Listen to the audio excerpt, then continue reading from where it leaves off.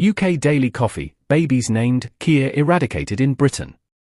Right, settle in with your morning brew because I've got some absolutely mental news that's going to make you spit out your tea. The Office for National Statistics has just dropped their annual baby name data, and buried in there is perhaps the most savage political statement of 2024. Are you ready for this? Not a single baby born in England and Wales last year was named Keir. Not one. Zero. Zilch. The name has been completely wiped off the map in the exact same year Labour swept to power. I mean, you couldn't write this stuff if you tried. Now before you start thinking this is some kind of cosmic coincidence, let me paint you the full picture.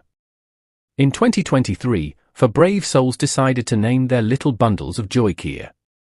4. That's already barely scraping the bottom of the popularity barrel, but at least it existed. Then 2024 rolls around, Starmer becomes Prime Minister, and suddenly parents across the nation collectively decided that Keir is about as appealing as a soggy biscuit at the bottom of your mug. This is the political equivalent of your own family changing their surname to avoid being associated with you. Imagine being so unpopular that parents would rather name their child after a kitchen appliance than share your moniker. I've seen harsh political commentary before, but this is brutal on a level that would make even the most seasoned Westminster journalists wince. But here's where it gets even more delicious.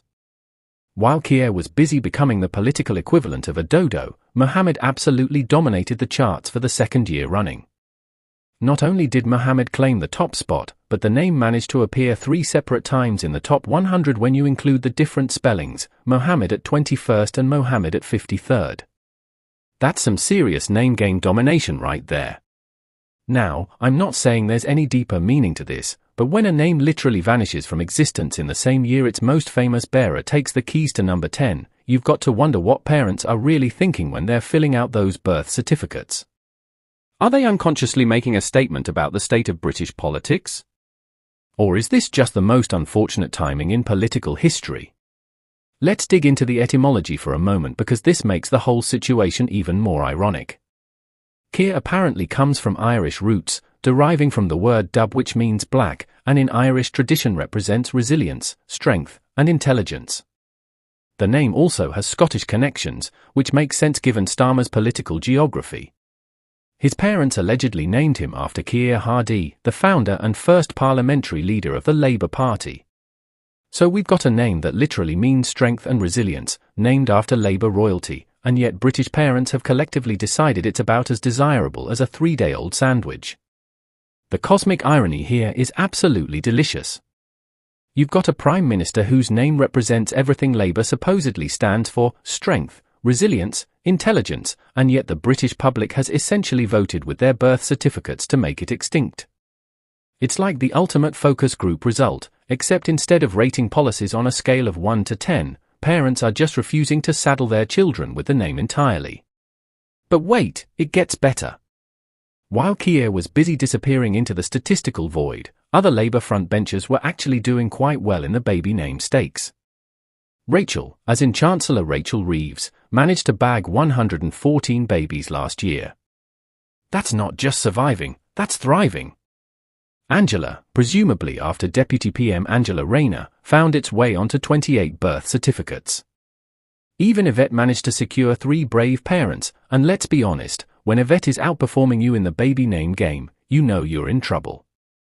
Wesley clocked up 70 little namesakes, while Bridget managed 35. These aren't massive numbers, but they're infinitely better than 0. It's like the entire Labour frontbench is getting at least some parental love, while the actual leader is being treated like he's got some kind of nominal plague.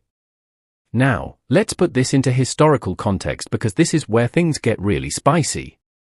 Previous prime ministers have actually seen their names get a boost when they take office. Boris Johnson, for all his chaos and catastrophe, still managed to inspire 16 sets of parents to name their babies Boris in 2024. 16. That's still not exactly setting the world on fire, but it's infinitely better than Keir's big fat 0. Even Rishi, which let's face it isn't exactly a traditional British name, saw increases during Sunak's brief tenure. But Keir? Keir managed to achieve something truly special, complete and utter nominal extinction during his first year in power. That's got to be some kind of record, and not the kind you want framed on your number 10 wall. The most hilarious part of all this is that even Nigel managed to cling to life with 5 babies carrying the name Nigel. A name that most people associate with middle-aged men who complain about Europe and collect model trains. If Nigel can maintain its numbers, what does that say about poor old Keir? But let's zoom out for a second and look at what this actually tells us about the state of British politics and society. Names are powerful things. They carry cultural weight, they signal aspirations, they represent how we want our children to be perceived in the world. When parents choose a name, they're making a statement about values, about identity, about the kind of person they hope their child becomes. The fact that Mohammed has dominated for 2 years straight while traditional British political names struggle tells us something profound about modern Britain. We're looking at a country that's becoming more diverse, more multicultural, but also perhaps more skeptical of its political class. When your Prime Minister's name literally disappears from birth certificates, that's not just statistical noise, that's a cultural statement. This whole situation reminds me of those nature documentaries where you watch a species slowly disappear from an ecosystem. Except instead of watching the last white rhino, we're witnessing the extinction of baby Keirs in real time. David Attenborough should be narrating this, and here we see the last recorded Keir in its natural habitat, before the species mysteriously vanished following the 2024 general election. The timing couldn't be more perfect from a comedy perspective. You've got a man who's spent years positioning himself as the saviour of British politics, the steady hand that would restore competence to government, and his reward? Parents across the nation deciding his name is so unappealing they'd rather go with literally anything else. It's like the ultimate post-election poll, except instead of asking people how they'd vote, we're measuring how willing they are to saddle their children with political associations. What makes this even more remarkable is that we're not talking about a name that was already on its way out. For Babies in 2023 shows there was at least some life left in the old name. But then 2024 happened, Labour won, and suddenly Keir became as extinct as the dodo. That's not gradual decline, that's complete and immediate annihilation. You've got to wonder what conversations were happening in maternity wards across the country. Picture the scene, exhausted new parents, trying to decide what to call their precious bundle of joy, and one of them suggests Keir. The other parent probably looked at them like they'd suggested naming the child after a tax return. Keir? Really? Have you seen the polls lately? The irony is that Keir Starmer probably thought winning the election was the hard part. Little did he know that his real challenge would be convincing British parents that his name was worth passing on to the next generation. It's one thing to win votes, it's quite another to win the baby name game. And in that particular contest, he's not just losing, he's been completely obliterated. But here's the thing that really gets me about this whole situation. Names go in cycles, right? What's unpopular today might be trendy tomorrow. Look at how Victorian names have made a comeback, or how names that seemed dead and buried suddenly become fashionable again. But for that to happen with Keir, he's going to need to seriously turn around his public image. This isn't just about politics anymore, it's about cultural legacy. When parents are actively avoiding your name during your time in power, that's a level of rejection that goes beyond policy disagreements. That's personal. That's saying we don't want our children associated with whatever you represent, even unconsciously. The contrast with Mohammed is particularly striking. Here's a name that represents faith, tradition, and cultural identity, consistently chosen by parents who want to honor their heritage and values. Meanwhile, Keir, a name that theoretically represents political tradition and British Labour history, has been rejected so completely it's achieved statistical invisibility. What's absolutely brilliant about this story is that it's the kind of political commentary that writes itself. You don't need sophisticated polling data or complex analysis to understand what's happening here.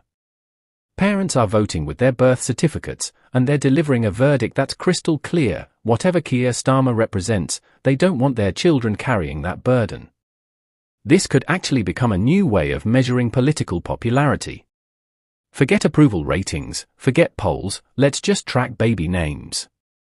If your name starts disappearing from maternity wards, you know you're in trouble. It's the ultimate focus group because it represents real, long-term commitment.